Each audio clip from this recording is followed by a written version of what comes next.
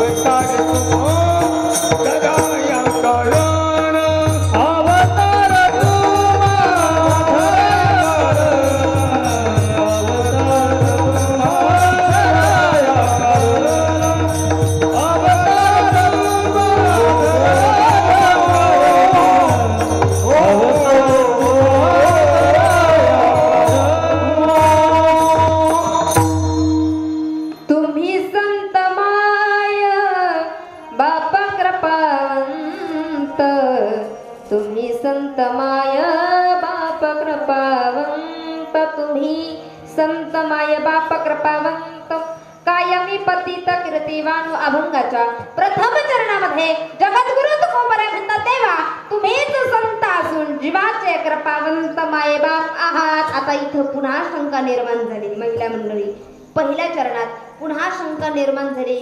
अजून तुम्हाला निर्माण झाली नाही पण मीच निर्माण करून देते. विठ्ठल विठ्ठल.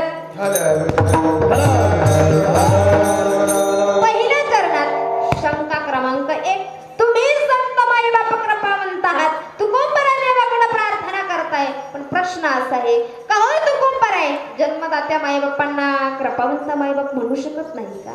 देवालाच या ठिकाणी कृपावंत मायबाप तुकोबारायने का म्हटलं त्याचंही शास्त्रशुद्ध उत्तर असं आहे बाबा, जन्मदाते मायबाप काय मुलाचं हित करत नाही का?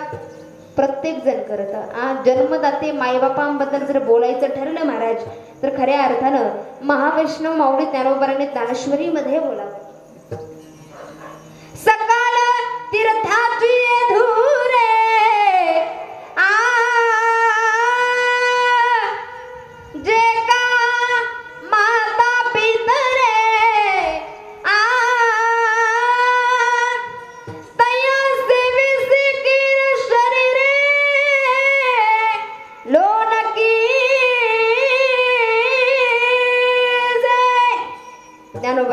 बाबा.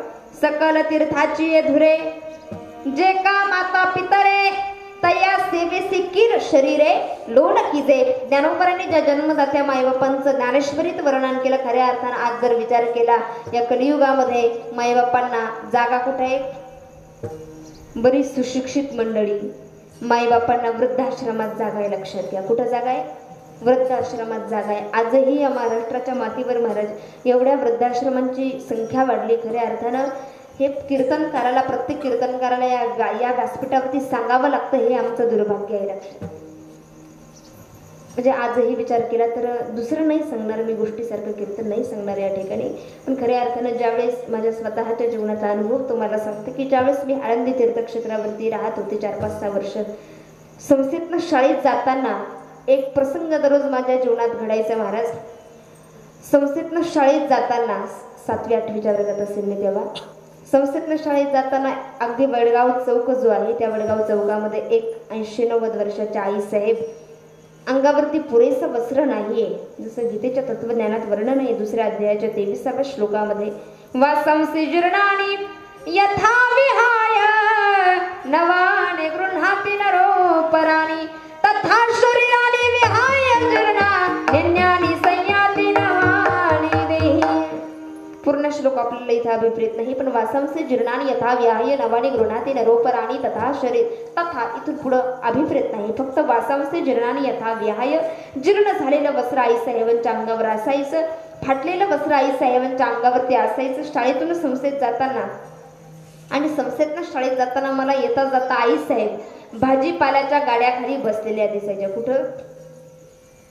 भाजीपाल्याच्या गाड्याखाली. आळंदीतली ही परिस्थिती आहे बाबा. एक दिवस मला सहज प्रश्न पडला, येता जाता दररोज प्रश्न पडायचा, म्हटलं आईसाहेब या ठिकाणी का बसलेल्या असाव्यात? आपण एकदा तरी विचारपूस केली पाहिजे की नाही? ज्याला कुणी नाही कमीत कमी त्याला तरी महाराज, ज्याला खाऊन खाऊन जीर्ण झालंय ना, आपण त्याला 4 वेळेस आग्रह करू, यावं, खावं, बसावं. त्याला खाऊन खाऊन जीर्ण झाले, त्याला 4-4 वेळेस आग्रह करतो. ज्याला खरोखर अन्नाची गरज आहे महाराज, ज्याला वस्त्राची गरज आहे, त्याच्याकडे आम्ही डुंकूनही बघत नाही. हा आमचा मानवी स्वभाव आहे. लक्षात घ्या, विचारलं पाहिजे. ज्याला कुणी नाहीये, खऱ्या अर्थाने लोकांना सवय असते महाराज. एखादा जर श्रीमंत व्यक्ती असेल, आमदार असेल, खासदार असेल, त्याला कधी आपल्याला विचारू नका देऊ. तो कधी आपल्याला विचारतही नाही, कितीही दूरचा असेल ना. लोकांनी जर विचारलं तर आपण त्याला जवळचा नातेवाईक म्हणून त्याच्या बढाया मारतो. लक्षात घ्या. आणि एखादा गरीब जर व्यक्ती असेल, तो त्याच्या ताटातली जरी चतकुरभर चपाती आपल्याला देत असेल महाराज, प्रेमानं आपल्यासोबत बोलत असेल, तरी आपण समाजात गेल्यानंतर त्या व्यक्तीला विचारत सुद्धा नाही. का? मानवी स्वभाव आहे, गरीब आहे म्हणून. लक्षात घ्या. म्हणून ज्याला कुणी नाही त्याला कमीत कमी विचारण्याचा प्रयत्न करा. मला रोज प्रश्न पडायचा.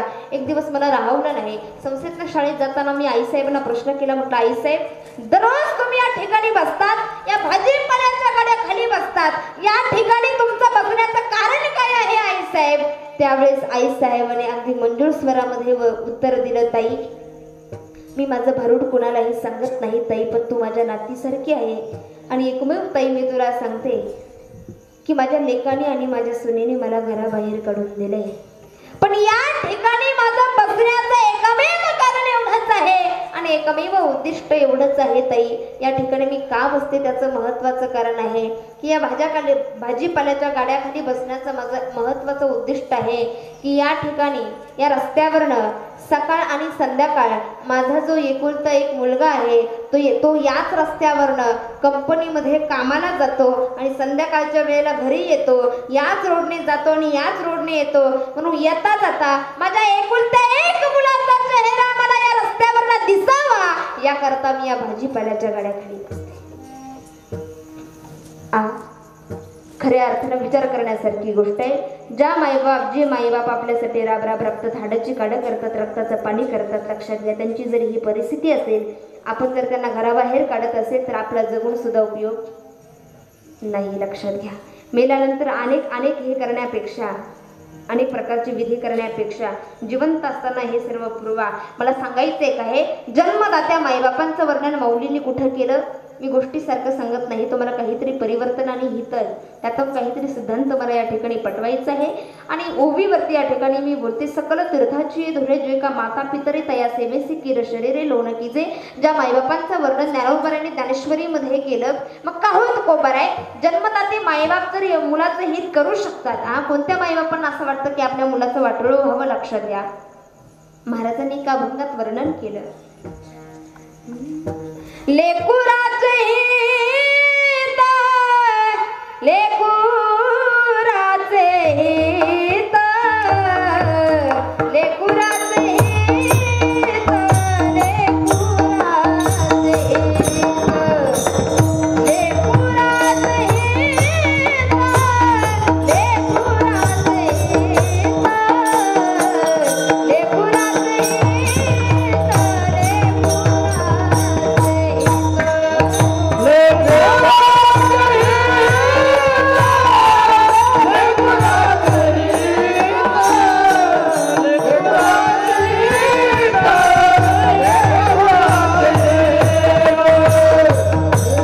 लेकुराचे हित, लेकुराचे हित,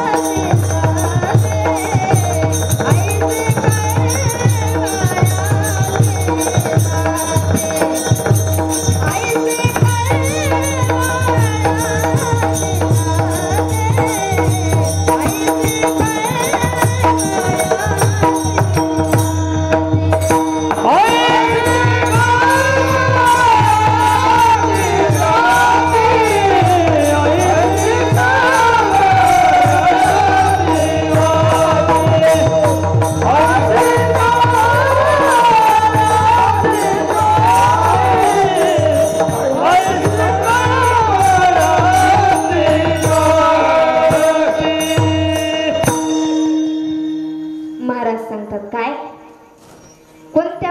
असं वाटत नाही आपल्या मुलाचं हित. तेव्हा प्रत्येक माईबापाला महाराज मुलाचं हित कळतं.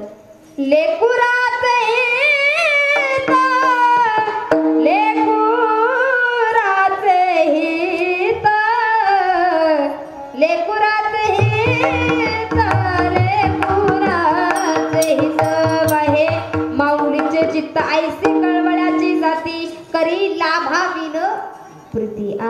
कुठल्याच प्रकारचा स्वार्थ न धरता जी निस्वार्थपणे आपल्या मुलावरती प्रेम करते, म्हणून महाराजांनी बोलावं लेकुराचे हित, लेकुराचे हित, लेकुराचे हित, लेकुराचे हित, लेकुराचे हित.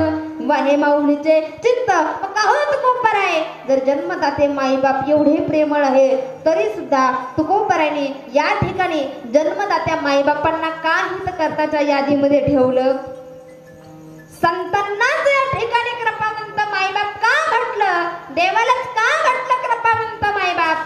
त्याचं कारण असं आहे, हितकर्त्याच्या यादीमध्ये तिघांचा समावेश आहे बाबा. किती जणांचा? तिघांचा. हे तिघ कोण? पहिली आहे आई, दुसरे आहे वैद्य. वैद्य म्हणजे डॉक्टर. आणि तिसरे आहे संत हितकर्त्याच्या यादीत. लक्षात घ्या, पहिला महत्वाचा मुद्दा कोण? तुम्ही इकडे लक्ष द्या. हितकर्त्याच्या यादीत पहिलं कोणाचं नाव आहे? आईचं नाव आहे. दुसरं, हा डॉक्टर तरी म्हटलं, डॉक्टर कुठे गेले? डॉक्टर जरा जागा चेंज करून बसते. काय? दुसरा मुद्दा कोणाचा? वैद्य. लक्षात घ्या. तिसरे संत. मग आईला का हितकर्त्याच्या यादीमध्ये ठेवलं नाही? लक्षात घ्या, एखाद्या बाईचा मुलगा आजारी पडला, कळतंय ना?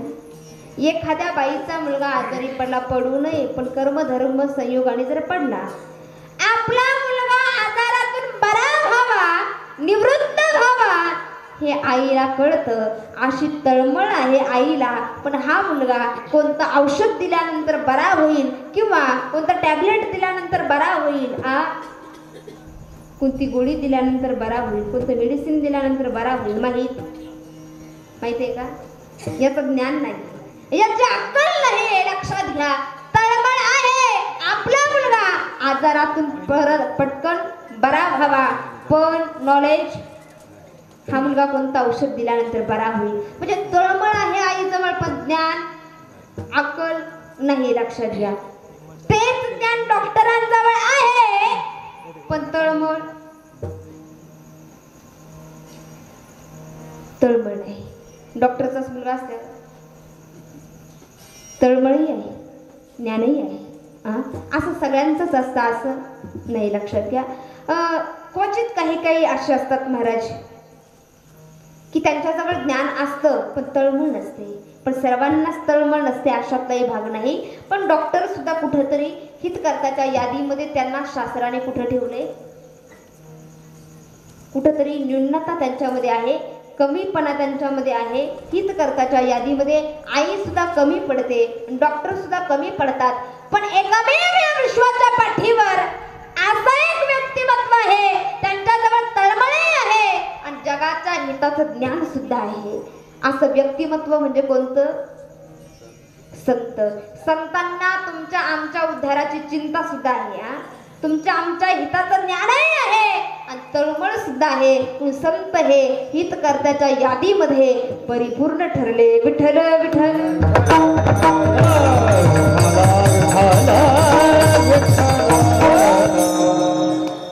म्हणून महाराज सांगतात, तुम्ही संत मायबाप कृपावंत, तुम्हीच संत असून जीवाचे कृपावंत मायबाप आहात. तुमच्या कीर्तीचं मज पामरानं काय वर्णन करावं. कायमी पतित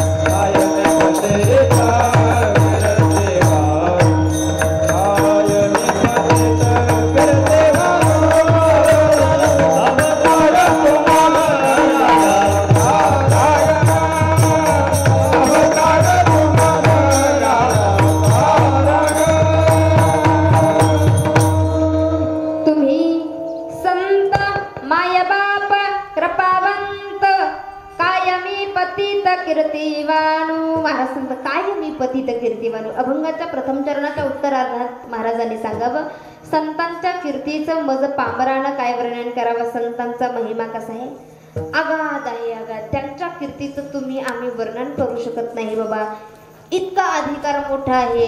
महाराजांनी सांगावं नामदेवरायांचा अधिकार किती. नैवेद्य हातीचा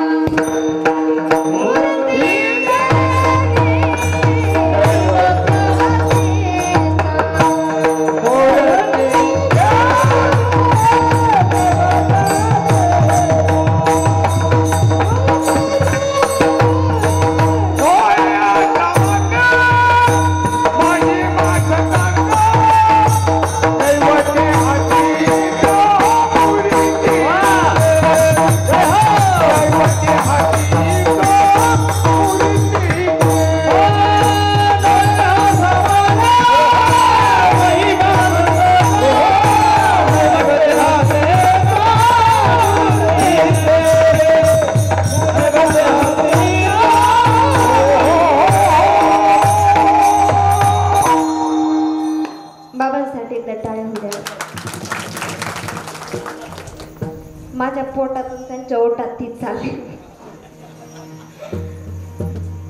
नैवेद्य हातीचा मृत्यूजीवी नो हे हा सामान्य महिमा संतांचा. नैवेद्य हातीचा मृत्यूजीवी इतका अधिकार संतांचा बाबा. अजून किती अगाध महिमा आहे संतांचा. श्री संत सावतोबा महाराज भगवंताला हृदयात साठवलं. साठविला दाता त्रैलोक्याचा धन्य त्याची माता धन्य त्याचा पिता. साठविला दाता त्रैलोक्याचा एवढा महिमा संतांचा गादाय. लक्षात घ्या. मला सांगायचे का हे अनेक अशी संतांची उदाहरणं आहे की त्यांच्या कीर्तीचं आपण वर्णन करू शकत नाही. एकमेव शास्त्र सांगतं संतांच्या कीर्तीचं वर्णन जर तुम्हाला आम्हाला करायचं असेल तर आपल्याकडे दोन गोष्टी असणं आवश्यक आहे. कोणत्या. पहिली गोष्ट म्हणजे शास्त्र सांगतं आपल्याजवळ नम्रता असणं फार महत्वाचं आहे. फार महत्वाचं आहे बाबा. समाजामध्ये आजही काही लोक अशी छाती काढून बाहेर चालतात. कॉलरला हात लावून सांगतात पठ्य आहे म्हणून सगळं चालतं, मी आहे म्हणून सप्ताह आहे, मी आहे म्हणून कीर्तन आहे. जोपर्यंत या अहंकाराला आपण विसर्जित करत नाही दादा तोपर्यंत आपला परमार्थही होणार नाही आणि प्रपंचही व्यवस्थित होणार नाही. म्हणून परमार्थ जर साध्य करायचा असेल तर एकच करा, अहंकाराला विसर्जित करा. लक्षात घ्या. मी जीव नाहीये मी म्हणून चालू नका. खऱ्या अर्थानं अहंकाराला विसर्जित करा. जो मी म्हणून चालला त्याचं जीवन व्यर्थ गेलं. लक्षात घ्या. महाराज सांग अहंकार झाला तुका म्हणे वाया गेला, नम्र झाला भूता तेने कोंडिले आनंद. अनेक प्रमाण तुम्हाला पाहायला मिळतील. प्रमाण म्हणण्यापेक्षा एवढंच आचरण करा. प्रमाण कुणीही म्हणतं, प्रमाण कुणीही ऐकतं, पण जोपर्यंत आपल्याजवळ एखादा अभंग कमी पाठ असू द्या पण परमार्थामध्ये नम्रता असणं फार महत्वाचं आहे. जोपर्यंत समोरचा एखादा व्यक्ती जर आमच्या नम्र होत असेल, आमच्या चरणी नतमस्तक होत असेल तर त्याच्या चरणावर सुद्धा वागण्याची ताकद आमच्यामध्ये पाहिजेच. काय मत आहे तुमचं. जरी आम्ही इथं कीर्तनकार आहोत पण तरी सुद्धा नियम सांगते बाबा इथं येऊन जर आमच्या कोणीही पाया पडत असेल तर आम्ही असं समजू नये की आम्ही फार मोठे झालो. समोरचा व्यक्ती जर कितीही वयस्कर असला तो जर आपल्या पाया पडत असेल बाबा तर आपणही त्याच्या चरणी नम्रत झालं पाहिजे, नतमस्तक झालं पाहिजे. हे अध्यात्मशास्त्र आहे. लक्षात घ्या. जेवढा परमार्थ वरचीवर आपण समजतो, अध्यात्माला जेवढं खोलवर समजतो, वरवर समजतो तेवढा तो वरवर नाही. परमार्थात जर करायचं असेल तर अगदी खोल घुसा आणि खोल जाऊन परमार्थाचा आनंद घ्या, अध्यात्म क्षेत्राचा आनंद घ्या. कारण असं म्हणतो आपण उथळ पाण्याला खळखळाट फार. उथळ पाण्याला खळखळाट फार. म्हणून वरवरचं ज्ञान आपण घेऊन फायदा नाही, ते जास्त दिवस टिकणार नाही. विठ्ठल विठ्ठल विठ्ठल.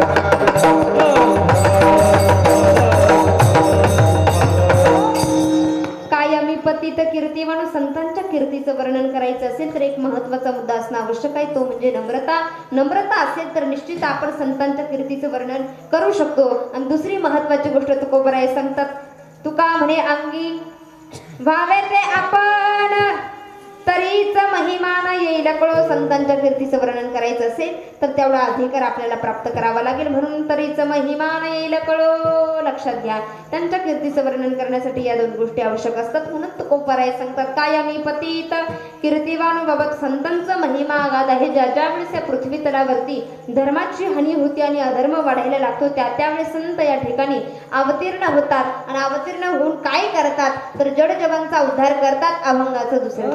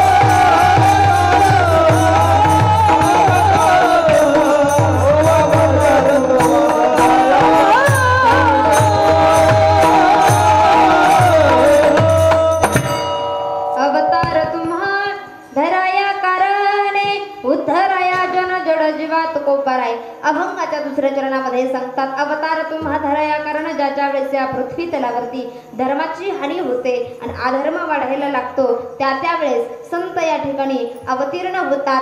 याच्यामध्ये गीतेचं तत्वज्ञान सांगतात आणि गीतेचा पुरावा भगवान परमात्मा सांगतात, अर्जुना यदा यदा हि धर्मस्य ग्लानिर्भवति भारत अभ्युत्थानमधर्मस्य तदात्मानं सृजाम्यहं परित्राणाय साधूनां विनाशाय च दुष्कृतां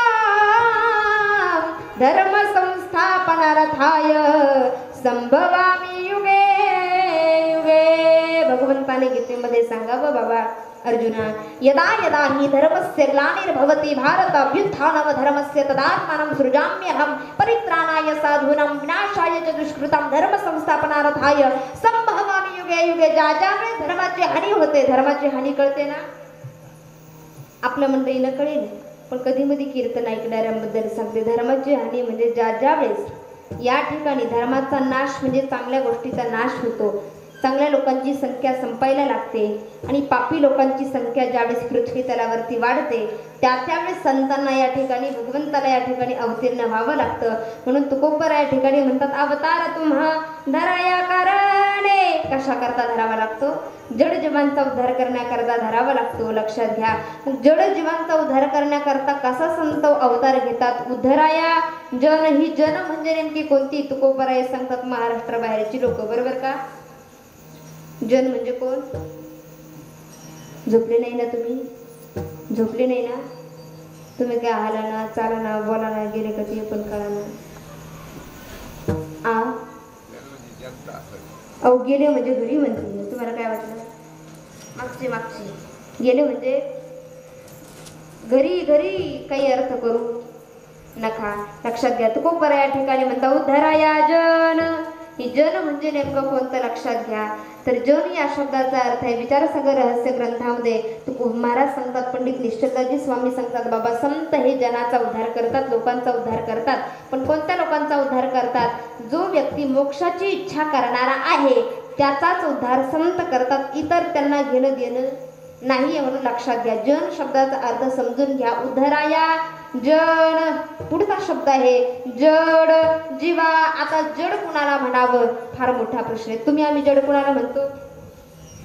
बरं जाऊ द्या. हा क्या बात आहे. कशाला? दगडाला म्हणतो. तुमच्या आमच्या भाषेत जी वस्तू महाराजांनी सांगितलं जड आपण दगडाला म्हणतो. का दगडाला म्हणतो बरं? दगड हा एका ठिकाणाहून दुसऱ्या ठिकाणी स्थलांतर करत नाही. दगडाला आपण उचलल्याशिवाय तो जागा बदलीत. फक्त दगडच नाही, अशी लई दगड आहे. लक्षात घ्या. तो दगड नाही, फक्त जेवढ्याही निर्जीव वस्तू असतील त्या वस्तूंना आपण उचलल्याशिवाय एका ठिकाणाहून दुसऱ्या ठिकाणी त्या वस्तूचं स्थलांतर होत नाही. पण त्याच्यापैकी दगड ही जड वस्तू आहे. दगडाला आपण उचलल्याशिवाय दुसऱ्या ठिकाणी दगड जात नाही. म्हणून दगडाला काय म्हटलंय? जड. दगडाला जड व्यवहारात म्हटलं. मग तुकोबराने या अभंगात तुम्हा आम्हाला का जड म्हटलं? फार मोठा प्रश्न आहे. कधी कधी लोकांना अभंगाची लिंकच कळत नाही बरं का. अभंग कळतच नाही महाराज. कारण शास्त्रयुक्त चिंतन लोकांचं कीर्तन ऐकल्यानंतर दोनच शब्द असतात. सांगू का? काही लोक फक्त म्हणतात कीर्तन उठलं, कीर्तन पडलं. आमचे गुरुवारे सांगायचे बाबा, आम्ही ज्यावेळेस पाठायला जायचे आणि गुरुवारे सांगायचे खरं कीर्तनकार गावात असेपर्यंत नाही. मग ज्यावेळेस कीर्तनकार वेशीच्या बाहेर जातील ना, कीर्तनकाराची गाडी ज्यावेळेस कीर्तन झाल्यानंतर वेशीच्या बाहेर जाईल त्यावेळेस लोकांचं पारावर बसून चिंतन सुरू होतं, कीर्तन सुरू होतं. काय? आजचं कीर्तन उठलं, आजचं कीर्तन पडलं, आजच्या बाईला गळा नव्हता, आजच्या बाईला गळा होता. काय करायचंय ते कळत नाही बाबा. 2 तासामध्ये जे महत्वाचं सार आहे ते लोक घेत नाही. आजही कधी कधी अशी परिस्थिती बघायला मिळते. चांगल्या वस्तूचा प्रचार प्रसार होण्यासाठी फार वेळ लागतो, फार काळ लागतो. पण एखादी वाईट घटना घडू द्या, स्पेशल बोर्ड लावण्याची गरज पडत नाही. लक्षात घ्या. उद्धराया जड जीवा. मी जड या शब्दावरती बोलते. जड वस्तूचं एका ठिकाणाहून दुसऱ्या ठिकाणी स्थलांतर होत नाही. तुकोबरांनी दगडाला जड म्हटलं, पण व्यावहारिक भाषेत आपण दगडाला जड म्हणतो. पण या ठिकाणी तुकोबरांनी आम्हाला उद्देशून जड का म्हटलं? लक्षात घ्या. जीव जड नाहीये, पण जीव ज्या बुद्धीच्या अनुषंगाने राहतो ना, जीवाने ज्या बुद्धीची संगत केली ती बुद्धी कशी आहे? तुका म्हणे ऐसी बुद्धी जाची जड त्याहुनी दगड बरा देवा. लक्षात घ्या. जीवाने ज्या बुद्धीची संगत केली ती बुद्धी त्याची जड आहे. म्हणून तुकोबरायांना म्हणावं लागलं उद्धराया जड जीवा. आपण या प्रमाणावरती बोलतोय. अवतार तुम्हा धराया करणे उद्धराया जड जीवा. पण कहो तुकोबराय, पावणे 11 वाजले. आमचा पुन्हा एक प्रश्न असा आहे. काय हो तुकोबराय तुमचा प्रश्न? तुकोबराय लोकांना विचारतात, जनांना विचारतात, जन हो काय प्रश्न आहे तुमचा? जर जन म्हणतंय बाबा तुकोबराय आम्हाला सांगा, पावणे 11 वाजले, तुमचं फक्त एवढंच कार्य आहे का? जडजीवांचा उद्धार करणं, याच्या पलीकडे अजून कार्य नाही का? महाराज म्हणतात हो आहे ना. कोणतं कार्य? त्या कार्याचं वर्णन तुकोबराय अभंगाच्या 3ऱ्या चरणात सांगतात.